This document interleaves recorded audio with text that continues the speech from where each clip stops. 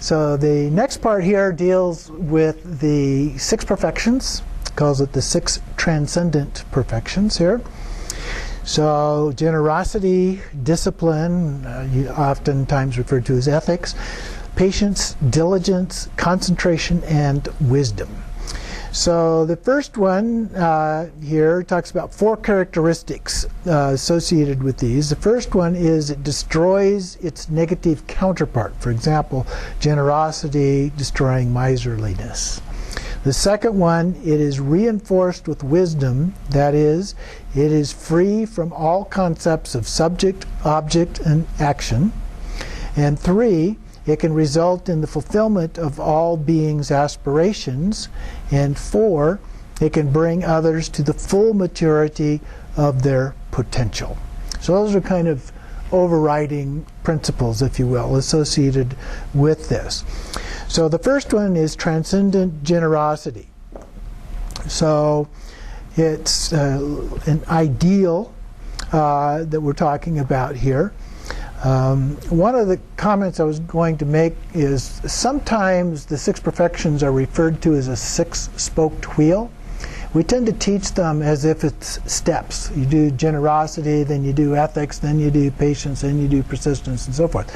But in reality, it's more like a 6-spoked wheel, that they're all interconnected with each other, and they do all of them at the same time. So you get better and better and better at all of them concurrently, more or less anyway. So the first one is verse 25. If those who wish for enlightenment must give away even their own bodies, how much more should it be true of material objects? Therefore, without expectation of result or reward, to give with generosity is the practice of a Bodhisattva. Now that line about giving away your own body is one that we see a lot in the teachings related to the Bodhisattva. And to me that maybe goes a little bit extreme, but remember, this is an ideal. And so it's that level of commitment that it is idealizing here. Then the first paragraph below that, generosity is the natural expression of a Bodhisattva's altruistic mind, free from attachment. A couple lines down, should he ever have any wealth or possessions, his first thought is to give it all away, making offerings to the 3 jewels and supporting those who are hungry or without food or shelter. So we do as much as we can with whatever it is that we have. At the top of the page below the quote there, then, if you are truly generous, you will be free of all difficulties and will possess whatever wealth you need to carry out the altruistic deeds until you attain enlightenment. So it's not that you don't have anything, but you have whatever you can to give away and help benefit others as a part of that.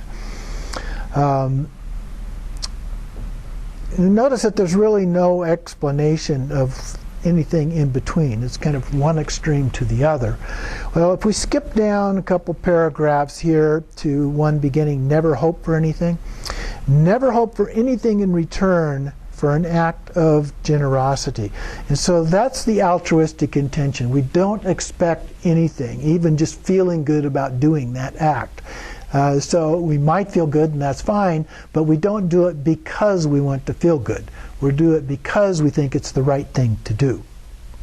And then a couple more lines down, generosity is complete in itself. There is no need for any other reward than having made others happy, or even that, as far as that goes. Then the top of the next page, just below the first 2 lines, recognizing all possessions to be like dreams or magical illusions, give them away as offerings or as charity. You will perfect your accumulation of merit. Make sure that your generosity is always permeated with the enlightened attitude of bodhicitta. So the mind of enlightenment. So we're coming at it from that perspective. There are 3 kinds of generosity. This is very traditional 3 kinds that is referred to in many different sources. The first one is material giving. You give without reservation and without regret. We give with pure intention And the size is not important. It's the fact that we are giving, not how much we give. The second one is to save a life, even insects. It's not just human life. And to provide protection from fear. So one of the practices is to save lives of various animals from slaughter by buying them and setting them free. Oftentimes this is like birds or fish or something like that you buy from someone who has collected them specifically for that purpose, which seems like a little bit of a circle here, where you set them free and they go recatch them and then sell them and catch them and you set them free and so forth. Anyway, going on and on and on. But it's the principle here of being able specifically to save the lives of things that would be killed to be eaten is the basic idea. A lot of the things that I think are used in this way are not likely to be eaten. They're little tiny birds that wouldn't have enough food in them to be of any value, except to somebody that was literally starving to death. Anyway, the idea is to save lives as a part of this, convincing other people to give up hunting or fishing, obtaining clemency for prisoners sentenced to death, or pacify bloody feuds. The third kind is giving Dharma itself. And we can do this in many ways. A few lines down here he says, bring the Dharma to people in a way that they can put it into practice and act in accordance with the Buddha's teachings. So we can do that in a lot of different ways. And we don't even have to use the terminology of Buddhism to do that. And depending on the audience who you're talking to, it might be better to say it in ways that don't use Buddhist terminology. But we can talk about being kind, being loving, being compassionate, things like that have no direct Buddhist language involved in them. And we can talk about helping people de-stress by learning to meditate. I mean, there's lots of things that we can do. As you know, my partner Ann is a therapist, and she says, I just teach Buddhism without the language, what she does in her work. So there are ways that we can do that. In other cases where there are people who are interested and committed, like yourselves, then talking in terminology associated with the Dharma is also helpful. So we do it in a way that they can bring it into practice. A very miserly man once came to see the Buddha for advice. He was incapable of giving anything away. The Buddha told him to begin by giving small objects with his right hand to his left hand. Small things to members of his family, then to friends, then finally to strangers. One of the differences in our culture is we don't really have a culture of beggars per se like they did in India, although we do have a culture of homelessness, which comes pretty darn close sometimes to that. So anything that you can give, some people get concerned about giving money to people who are homeless because maybe they'll just go buy alcohol with it, which isn't helpful to them. And that may be what they would do, but if you're concerned about that, go buy some gift certificates at a food chain or something like that. I remember hearing one person said they used to go buy a book of these little coupons for hamburgers at McDonald's. And so instead of giving money, they would just give away those food coupons. So there's lots of other things. If we're a little bit creative, we can find other ways to do things that fit within our own concerns about those issues. So then on top of 154, through gradual familiarization, great aims can be achieved. The essence of generosity is non-attachment. We're willing to let it go instead of holding on to it for ourselves. Transcendent generosity is generosity that is freed from the three limiting concepts: attachment to substantial reality of the person giving, a recipient, and the act of giving. So those three spheres, if you will. To be free from such concepts is precisely how a paramita works as a cause of enlightenment. So generosity in the many different forms that it can take is one of the first and most important principles. The second one here is discipline, or sometimes called ethics or morality. Verse 26, if lacking discipline one cannot accomplish one's own good, it is laughable to think of accomplishing the good of others. Therefore, to observe discipline without samsaric motives is the practice of a bodhisattva. So we have to act in ethical, moral ways if we're going to help anybody else. So in a sense, we have to start with ourselves. It makes me wonder why discipline's number 2 and generosity is number 1, but that neither here nor here. I mean, they're spokes, 6 spokes, all equal. Okay. So discipline is the foundation of all Dharma practice, the ground of all positive qualities. In the next paragraph, discipline, each of these 3 vehicles is defined by one of 3 corresponding levels of vows. The Pratimoksha vows, the Bodhisattva precepts, and the Mantrayana Samayas. These are all vows that should be kept in harmony with one another. So as we practice and progress, the vows of the preceding vehicles are not discarded, but are transmuted like iron into gold.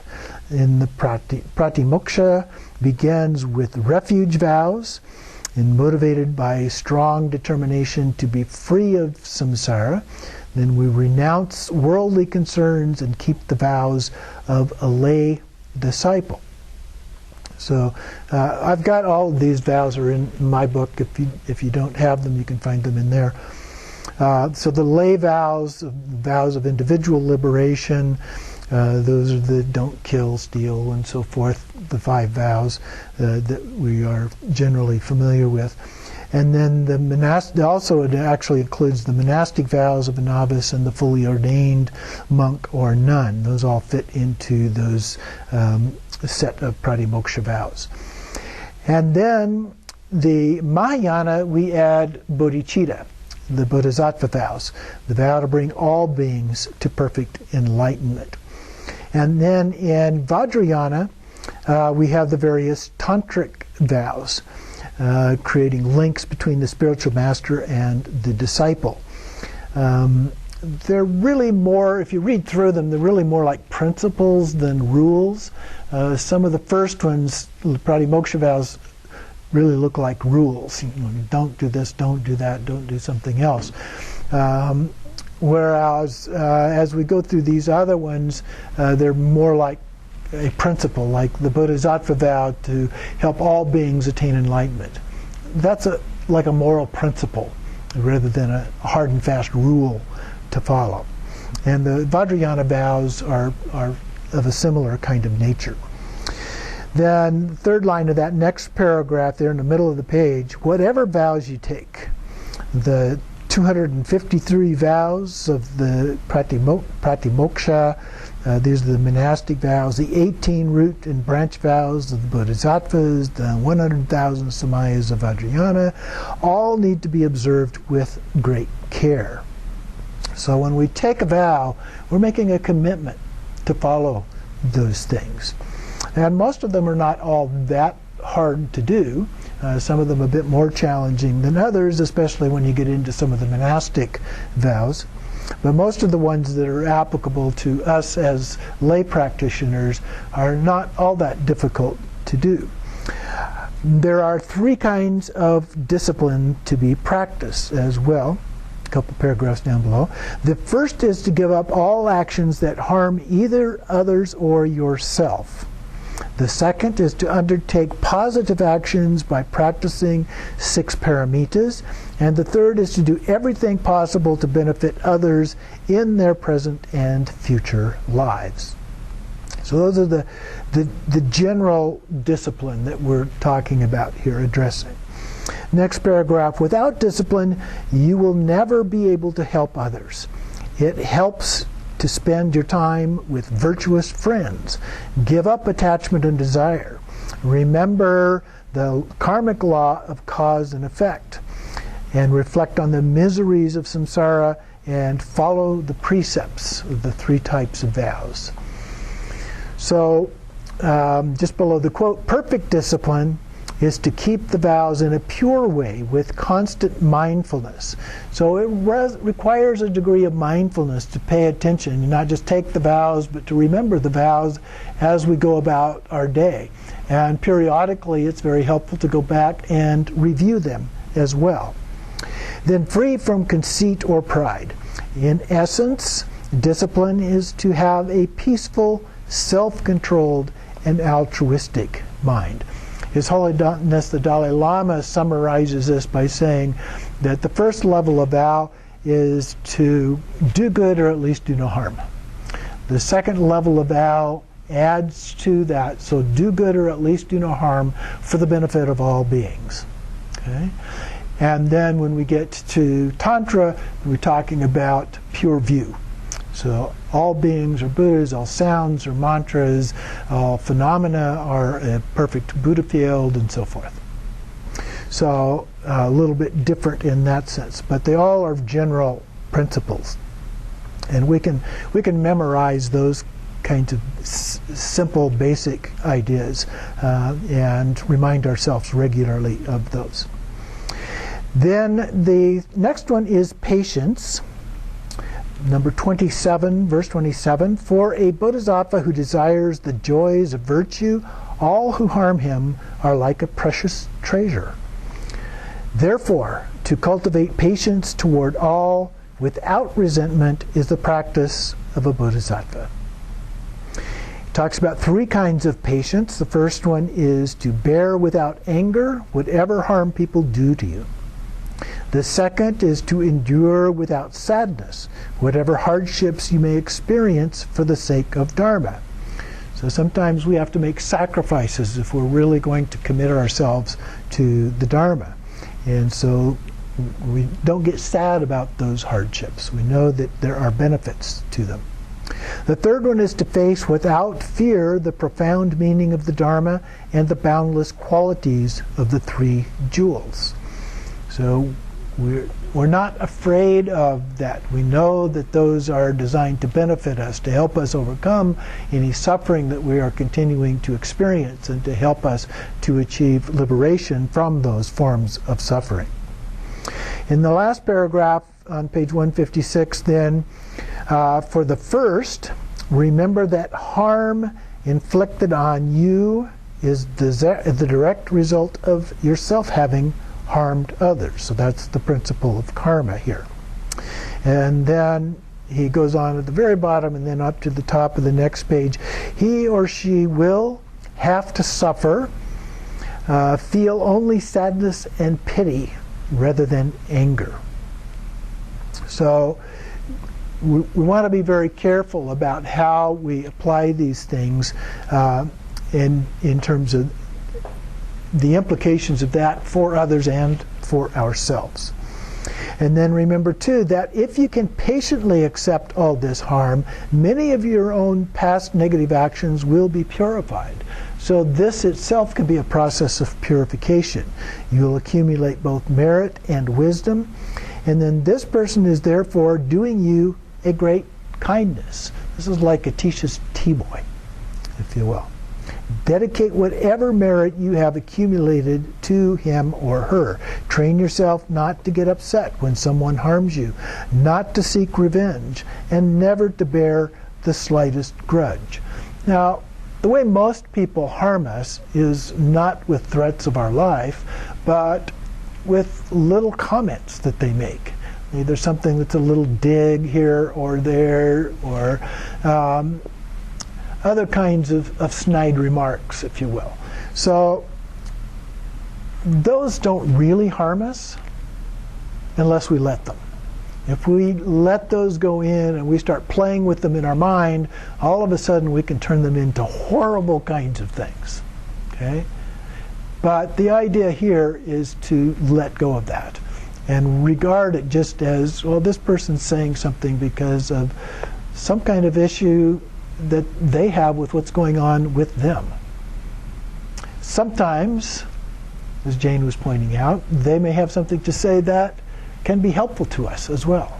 So we need to listen in that regard, and maybe we can benefit from what it is that they are saying. Then he continues in the second line of the next paragraph, see that the person being harmed, the person doing the harm, and the harm itself are totally devoid of any inherent existence. Okay, so the ultimate view of these things. Then for the second kind of patience, in the next paragraph, enduring hardships for the sake of Dharma. It may happen that you will have to endure illness, suffer from heat, cold, hunger, or thirst. Short-term sufferings help you purify past negative actions and reach ultimate Buddhahood. Accept them with joy. So the principle here is that when these negative things do happen to us, then we realize that we're burning off negative karma from previous actions. Okay? So it's helping to purify that negative karma so that we won't be affected by that in the past. Then just below the quote at the very bottom of the page, the third kind is to have the deep inner courage that it takes to be ready out of compassion to work over many eons for the sake of beings and to face without any fear the highest truths of the teachings, that ultimately all phenomena are totally empty by nature in the true ultimate sense. That emptiness is expressed as radiant clarity that there is a Buddha nature and an absolute truth beyond the reach of the intellect. This is transcendent wisdom, which is number 6. We'll get to it a little bit. So being aware of that helps us in a way that we interact with those who may not understand that. And then we can deal with what's going on with them and use the lessons we learn from the way people are trying to interact with us. So in the middle of the page, these 3 kinds of patience should be developed with the aid of wisdom and skillful means, never overcome by anger, hatred, and despair. And at the bottom of that paragraph, dedicate all your merit to others and take all their suffering upon yourself. Okay, the Tonglen element, and also dedicating the merit of everything that we are attaining through our own merit. And then adversaries and people who try to harm you can be powerful sources to help on the Bodhisattva path. When the whole purpose of the Bodhisattva path is to help others. If everybody's already perfect and there's nothing to do, then that's not going to help us a whole lot on the Bodhisattva path. So look at these as opportunities. Okay? Whenever these other things happen, then look at it as an opportunity to learn, to benefit, to help. Going on to page 159, below the 2 quotes there, and then down on the 3rd line, to see each person with the deepest of love and kindness can only lead you toward liberation. Okay? So that deep sense of how can I help, how can I benefit these people. And then in going down below the Shantideva quote, then about the 5th line down, the world is full of enemies. They can do to you no harm as long as you keep loving kindness and patience in your mind. Okay? Now that, of course, is taken from the view that if by chance we happen to be shot and killed, we're going to come back. Okay? And so from the things that we have learned, we can come back and then we can help benefit others. Going on to page 160, below the quote at the top, but there is no peace for a person whose mind is filled with great anger and hatred. Okay, so we're not going to achieve a state of peace if we are bound up in our own anger and hatred as a part of that. And those others are not going to if they are bound up in that. So the next paragraph, look at the true nature of harm itself. Let resentment vanish and thoughts subside like an empty sky, where there is nothing to gain and nothing to lose. Okay. Then number 4, transcendent diligence, or a lot of times we see persistence, or I like the phrase joyful effort. Verse 28, Merely for their own sake, even Shravakas and Pratyekabuddhas make efforts like someone whose hair is on fire. Okay? Your hair is on fire, at least if you know it, you're going to do something to try and put it out. So, trying to put it out. Seeing this for the sake of all beings, to practice diligence, the source of excellent qualities, is the practice of a bodhisattva. So, effort. It takes persistence and effort to do these things. So, in the end of the first line below the verse, diligence is vital. Diligence is the joyous effort and active determination to carry out positive actions without any expectations or self-satisfaction. Again, that altruistic intention. So there's three aspects. The first is called armor-like diligence, and that is a joyous courage and fortitude, and you wear like armor against discouragement. And then the second one is diligence in action, which is about accumulating merit through the practice of the 6 Paramitas without delay or procrastination. And the third one is diligence that cannot be stopped, an insatiable and unremitting energy for the sake of others. So diligence should permeate the practice of the other Paramitas. That's that inner connection there, and invigorate them all. So then he goes through each of these. The first one, the armor-like diligence, this strong, courageous determination to overcome obstacles created by the 4 demons, which are negative emotions, attachment to comfort, physical sickness, and death, but will persist. Okay, so this diligence to go on and persist in the effort that's required. The second kind, diligence in action, is determined perseverance, to stay with it, the actual application of that wish, feeling a great joy to be able to practice, and particularly study, reflection, and meditation as a part of that.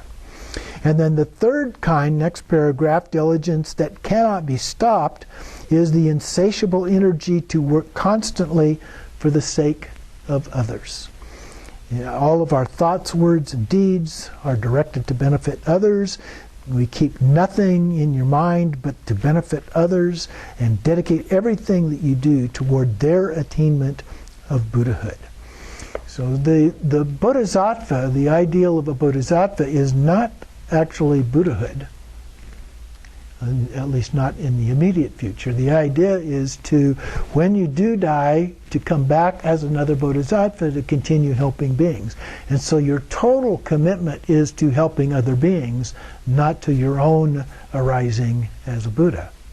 Although you attain at the highest level of a Bodhisattva, you attain the level of being fully committed and fully realized at the level of a Buddha. It's just that you continue to return in a physical manifestation to help other beings as a part of that.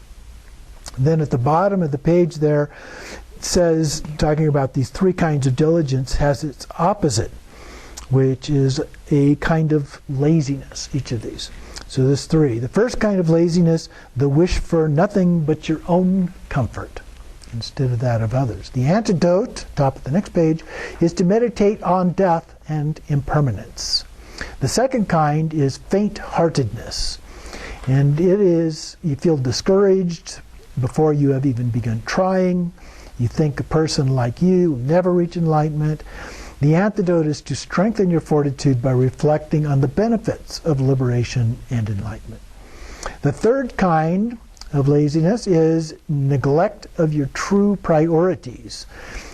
You're stuck in negative and unproductive habits, preoccupied with matters of this life. So the antidote is to realize that all such ordinary concerns are causes of suffering.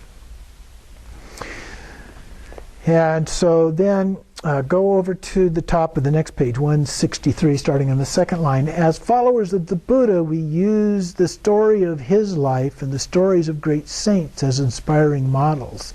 Milarepa, for example, or Virachana, or Padmasambhava, Yeshe Tsogyal, and many others that where the complete books have been written about their life stories.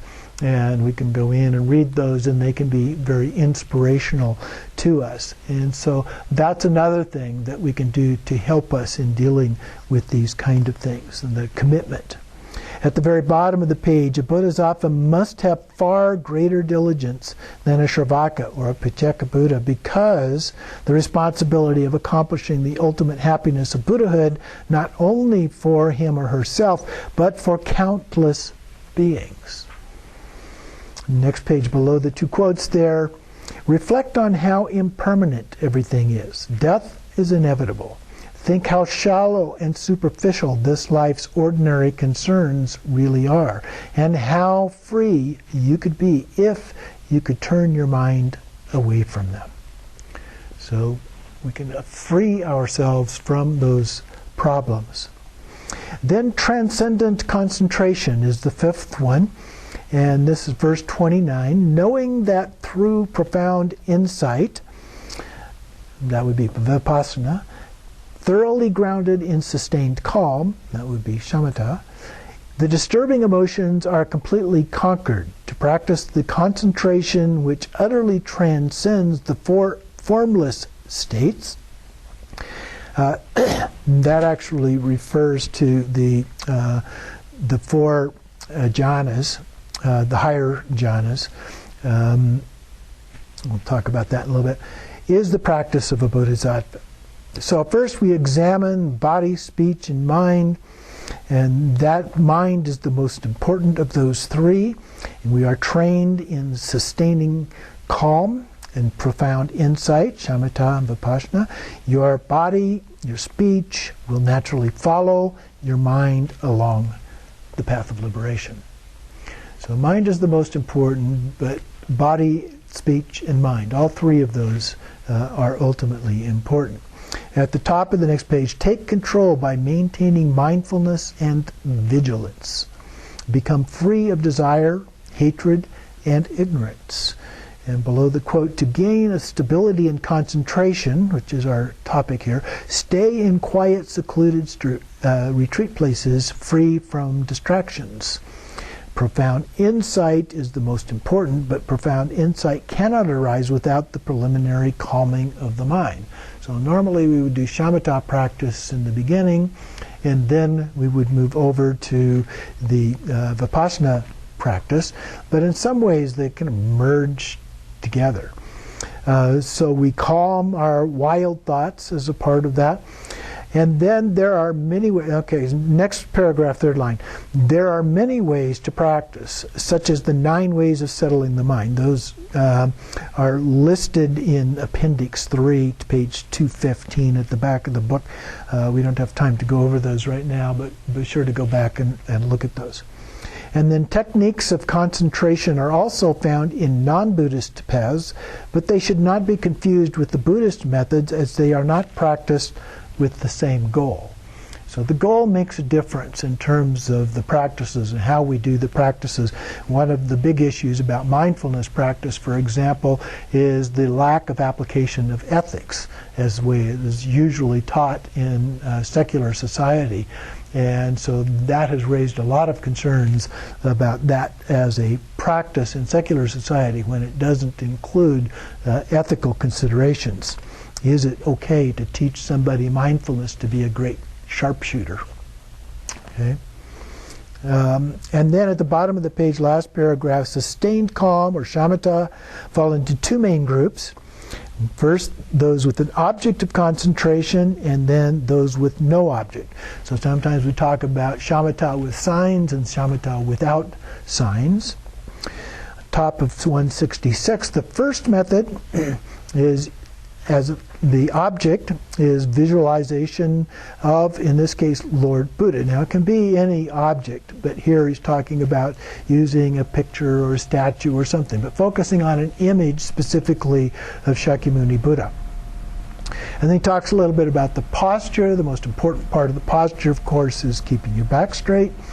He says at the bottom of that paragraph, at least sit upright and well balanced, avoiding leaning backward or to one side, although those of us who have back issues sometimes need that support too.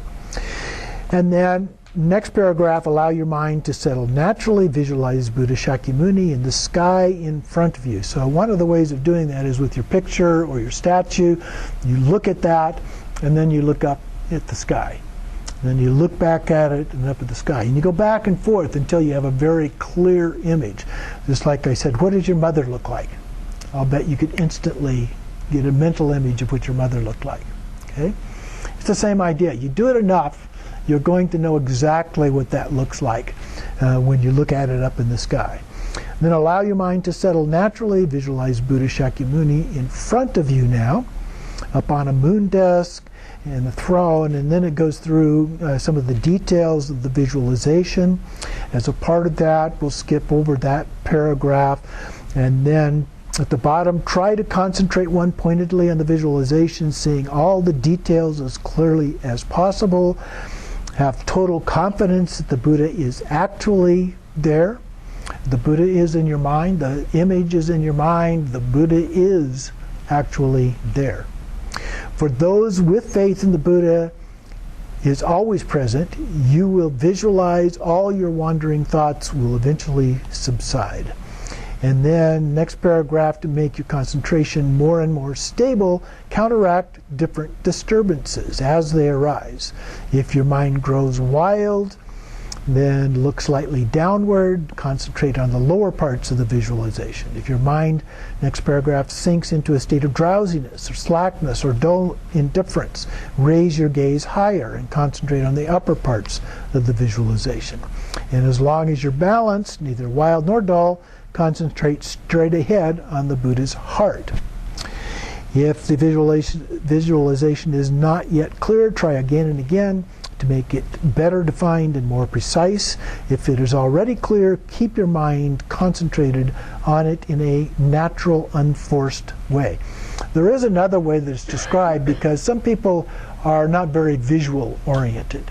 And so if you have a great deal of difficulty with visualizing an image of the Buddha, then just put a picture or the image, the statue of the Buddha out there and use that to focus on it. And so you could do that directly. Or there's something called flash visualization, which is a little bit what I was describing before, where you look at the image and then you look away from the image. You look at the image, you look away from the image. So any of those ways that work for you are fine. Then, second line of the next paragraph, at the end there, as your visualization becomes more stable, thoughts more infrequent, visualize more of the details, face, two eyes, his nose, rays of light emitting, and so forth. And this will make the whole visualization more vivid, if you can do those things. See, then the second paragraph, the mind has the ability to concentrate on an object, yet when you search for the mind, you cannot find it anywhere. As we saw earlier, if you look inward at the mind and try to locate it, find its shape, color, form, and so forth, where it came from, where it is now, where it goes, you will not find anything. A few more lines down, the same is true for the body. Simply a conglomeration of many elements. In the top of the next paragraph, all phenomena throughout the universe appear as a result of particular causes and conditions coming temporarily together. In truth, they have no solid intrinsic existence at all. Intrinsic being that naturally self-intrinsic kind of existence. Then when it becomes clear that your body, the image of the Buddha, and so forth, all phenomena are the display of the mind, and that mind's nature is empty, simply remain in the recognition of that nature without wandering, remaining attentive to whether or not thoughts interrupt this recognition. This is called profound insight, vipassana. And so the next one, the last one here, is transcendent wisdom, number 6. And so this is verse number 30. In the absence of wisdom, perfect enlightenment cannot be attained through the other 5 perfections alone. Therefore, to cultivate wisdom combined with skillful means and free from the 3 concepts, or the 3 spheres, subject, object, action, is the practice of a Bodhisattva. So we go through the aspects of generosity, discipline, patience, diligence, and concentration to help accrue merit, but then they're still associated with concepts. So only wisdom that leads to the accumulation leads us to the realized primordial awareness as a part of that. So going on then to the next page, second paragraph, so page 170, transcendent wisdom has three aspects. First, the wisdom of learning acquired through hearing the teachings, then wisdom that arises through reflecting on the meaning of the teachings, and finally the wisdom that arises from meditating. So hearing, reflecting, and meditating. So as a practitioner, he says, first of all, be like a bee, collecting nectar, listening, studying, learning all of them carefully, and the words and the meaning and so forth, and then be like a wild animal, not satisfied with mere theoretical understanding, and go live in solitude. Discover directly the profound meaning. Then finally, integrate them into your being. Cut away all limiting concepts of existence and non-existence and directly encounter the face of the ultimate nature of everything. So the first aspect then of wisdom, which includes all of the previous teachings, all the Mahayana teachings, all the Hinayana teachings, and so forth, are embedded in that. The profound and vast, that's what's being referred to as all of those. And then the stages of the path, the 10 bhumis, and so forth, and he gives some other texts here that he suggests to receive from a qualified teacher. In the second paragraph, third line down then, I'm on page 171, the second stage is to develop the wisdom that arises through reflecting on the meaning. Extract the essential meaning, develop confidence, and be sure it is understood correctly. Clarify doubts and hesitations with your teacher, obstacles that can arise, and deviations you might find yourself making. And the last big paragraph there, some teachings are provisional, some are definitive. So we need to understand those as well as the difference between them. Of the two, the absolute meaning is the more important. Put your effort into recognizing that absolute meaning and becoming familiar with it. The more you study and reflect, the more your understanding, confidence, and your certainty will grow. You develop clear confidence in their absolute meaning.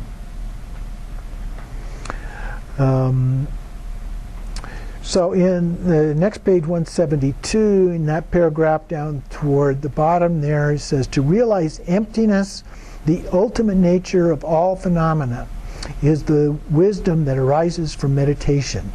That all phenomena are empty by nature, the ultimate point of all the teachings. So it's by understanding emptiness, the principle of emptiness, you perceive no difference between yourself and others, become free of self-cherishing, compassion arises spontaneously, and you benefit beings without effort. So that's what we are trying to move toward there. That's the altruistic deeds that we've been talking about doing as a part of this. In the next to last paragraph at the bottom, a thorough experiential understanding of emptiness is the only antidote to the belief of an I in a truly existing self. Attachment to such a self will vanish without a trace. Realization will blaze forth. At first we have to gain understanding of that, and then through reflection and the instructions, the pith instructions of the teacher, then when you first recognize it, your experience of emptiness will not be stable. To improve it, blend meditation and post-meditation periods, maintain the view of emptiness in all your daily activities, and then finally you may reach the point where there is no difference between meditation and post-meditation, and you no longer ever depart from emptiness. This is called the realization of great sameness, and with that, compassion for all beings will arise spontaneously. And then he talks a little bit about love, boundless love, which would be loving kindness, compassion, of the four immeasurables. We're familiar with that, so I won't go through that. And so then he repeats some of the other things that he talked about, so I think we'll call that enough for today. But do please be sure to read through that. So next week, the fourth one, we'll talk about 4 instructions taught in the sutra, and then some of the concluding verses. We'll wrap up the 37 practices next week.